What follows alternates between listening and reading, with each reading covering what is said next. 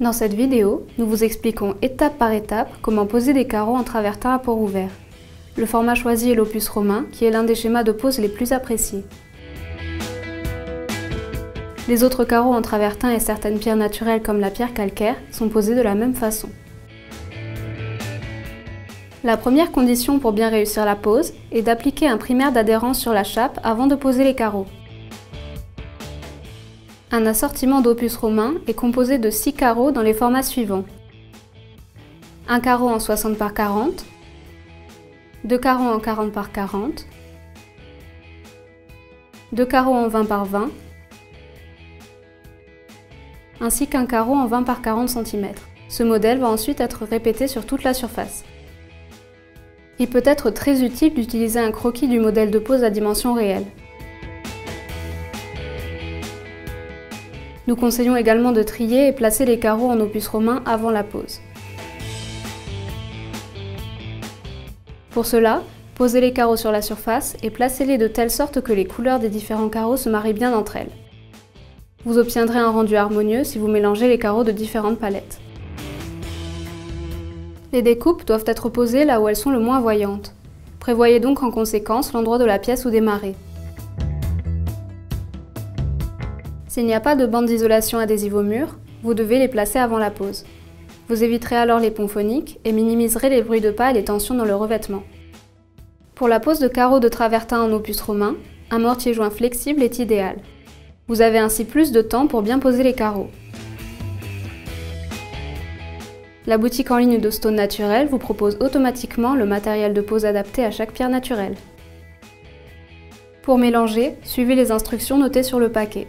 Si vous n'êtes pas sûr de la marche à suivre, mélangez tout d'abord une petite quantité de mortier-colle afin d'éviter qu'il ne durcisse et adaptez la quantité de mortier en fonction de votre rythme de pose. Après avoir appliqué le mortier-colle flexible, il vous reste 30 minutes pour coller. Vous pouvez effectuer de légères modifications dans les 4 heures qui suivent la pose. Votre colle doit avoir une consistance ferme, mais être tout de même facile à travailler avec une truelle dentée. Après environ 3 à 5 minutes, remuez à nouveau.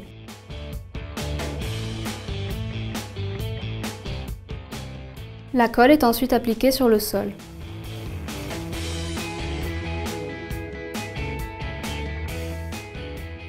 Des carreaux d'épaisseur régulière, c'est-à-dire avec des variations d'épaisseur d'environ 1 mm, sont posés sur un lit mince de mortier-colle.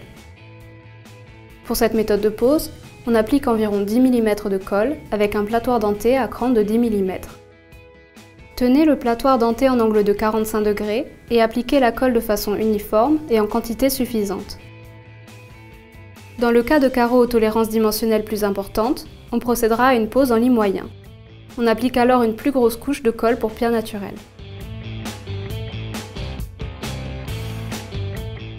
En particulier pour le travertin, Stone Naturel recommande d'appliquer la colle sur les carreaux en plus de l'étaler sur le sol. Cela permet d'éviter la formation de bulles d'air sous les carreaux et il n'y a donc pas d'irrégularité ou d'inclusion d'air.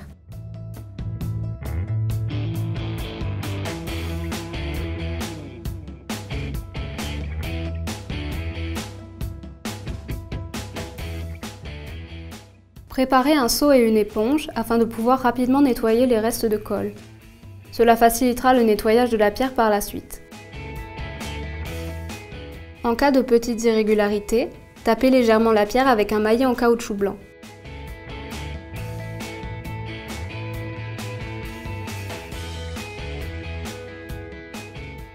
Il peut être utile de vérifier à l'aide d'un croquis que le motif en opus romain a bien été respecté lors de la pose.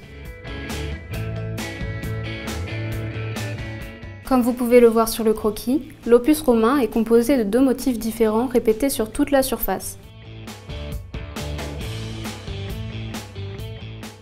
Vérifiez régulièrement avec un niveau à bulles que la surface est bien plane.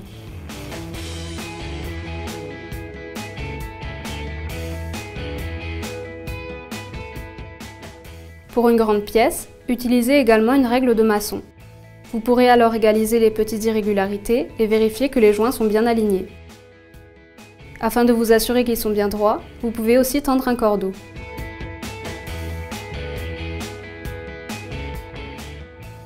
Comme l'opus romain a des formats variés, la largeur des joints doit être ajustée manuellement.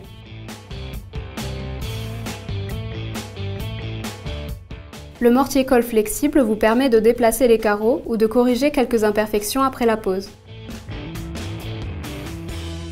Posez les carreaux à peu près en parallèle et faites en sorte que la largeur des joints soit la même partout. Il est recommandé de faire des joints de 3 à 6 mm de largeur, mais faire des joints plus larges est également possible. Même si à la fin il reste des différences de largeur entre les joints, cela n'empêche pas d'obtenir un résultat harmonieux.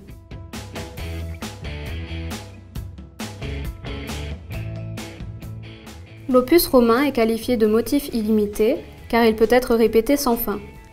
Pour les bords, ne posez pas forcément des petits formats même s'ils font la bonne taille. Suivez le plan de pose et si c'est l'emplacement d'un grand carreau, découpez ce dernier. Sinon, vous pourriez manquer de carreaux petit format par la suite.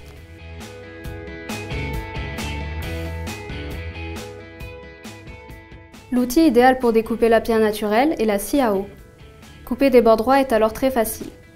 Il est possible de louer une scie à eau à la journée dans les magasins de bricolage. Il existe des forets spéciaux pour les niches des prises électriques à placer sur la perceuse.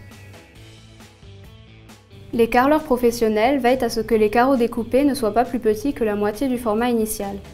Le résultat final est ainsi plus harmonieux.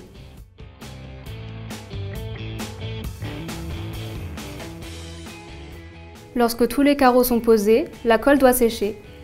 Vous pouvez marcher sur le sol après environ 12 heures et commencer à jointoyer après 24 heures. Si vous souhaitez poser des plinthes, vous devez tout d'abord couper les bandes d'isolation périphérique avec un cutter. Vous pouvez acheter des plinthes déjà prêtes ou bien les découper vous-même. Appliquez la colle pour pierre naturelle comme le fait notre carreleur.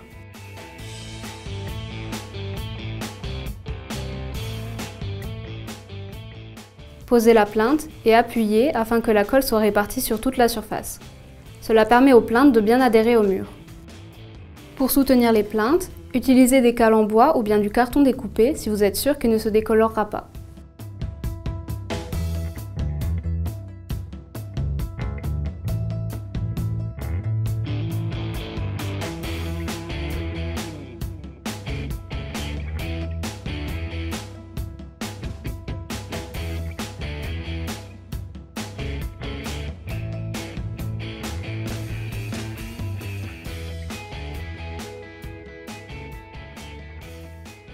Mesurez la distance qui reste jusqu'au coin et coupez les plinthes en fonction.